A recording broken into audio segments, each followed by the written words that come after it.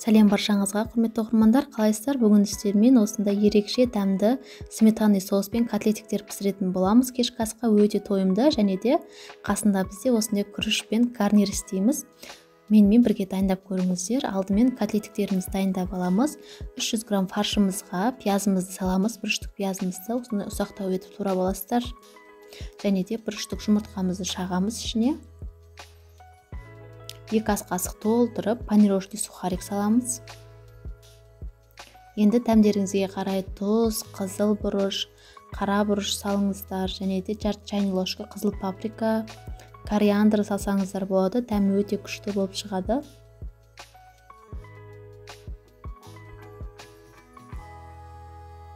Енді дайын болған массамызды жақсылап қолымызбен біркелкі болғанға дейін жақсылап осылай араластырып аласыздар. Пиязды бұдан да қатты майда етіп турасаңыздар болады екен негізі.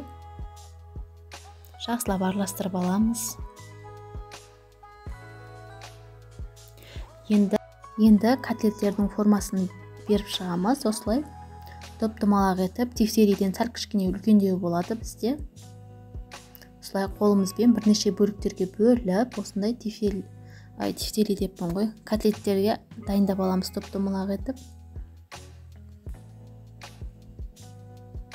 Бізде уайымдамаңыздар, шашырамайды, ажырамайды. Осы котлетиктер өте әдемі әрі дәмді болып шығады. Міндетті түрде дайындап көріңіздер. Тез дайын болады, және де бір жақтан келген кезде немесе асығыс не дайындаймын деген кезде осы тағамның рецептін сіздерге ұсынамын. Тез дайын болады өте. Барлығыны осылай топ-домалақ етіп котлетиктерді жасап аламыз.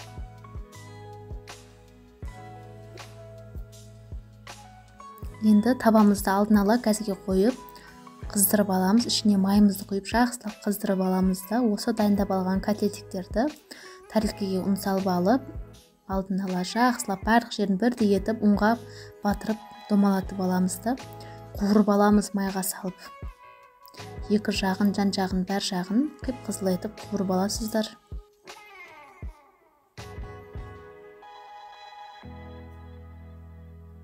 Ана осылай өзі жаймендеп қуырыла береді. Екінші жағында аударып қуырып аласыздар. Өте керемет болып шығады. Міндетті түрде сіздерге кеңес берем дайындап көрулеріңізге. Енді котлетіміздің үстіне құятын ерекше дәмді сметанный соус дайындаймыз. 1 стакан суымызды құямыз. 2 ас қасық толтырып соевый соус құямыз. Енді 2 ас қасық томат саламыз. Менде немесе блендерден өткізіп алсаңыздар болады. 1 штук помидорды, 2 тіс чесногымызды осылай неден шығарып аламыз, немесе пышақпен майда етіп турап алсаңыздар болады. Чеснокпен өте дәмді болып шығады біздің соусымыз. Кішкене тұз салып жіберіңіздер, менде видеода түспей қалыпты. Енді сметанамызды саламыз. 150 грамм сметана керек болады бізге. Осы дайындап жатқан соусымызды басқа да тағамдарға немесе нелерге салсаңыздар болады. Лапша істеп, үстіне осылай соуспен өте дәмді, күшті болып шығады. Біздің котлетиктеріміз пісіп шықты. Енді барлығыны алып аламыз.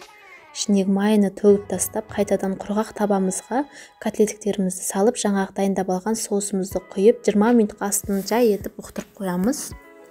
Енді гарнир өздеріңіздің қалауларыңызша мен күріштен жасадым. Кішкене май құйып, ана күрішімізді қуырып аламыз жақсылап, кішкене май тартылғанға дейін. Сол кезде біздің күрішіміз осындай шашырамастан әдемі болып шығады, езілместен. Дәмдеріңізге қарай тұз саласыздар, бетіні осылай батырып су құйып, астын жарты сағатқа жай етіп қоямыз. Қайнап шыққаннан кейін біздің күрішіміз осындай дәні-дәні осындай жылтырап әдемі болып шығады. Енді видеода көргендеріңіздей етіп, үлкен тамақ ішетін кесеге, шай ішетін кесенің ішіне аударып, осылай подача етіп, әдемі болу үшін осылай күріштеріміз салып алып қойсақ болады. Осындай керемет әдемі көрініспен болады. Қатты пресстеп бассаңыздар, қазір бетіп аударған кезде осындай әдемі форма болып шығады бізде. Қараңыздар. Енді жаңағы дайындап алған фрикадельки соусымызды пісіп тұрған ішіне құйып салып аламыз, әдемілеп. Бетіне зелень сеусеңіздер болады. Өте керемет болады. Міндетті түрде дайындап көріңіздер. сіздерге кеңесім, өте дәмді тағам және де тойымды. Парақшама тіркеліп, лайк басып кетуді ұмытпаңыздар. Баршаңызға рахмет. Видеоның соңына дейін көргендеріңізге міндетті түрде дайындап көріңіздер. Ас болсын баршаңызға, парақшамнан алыстамаңыздар.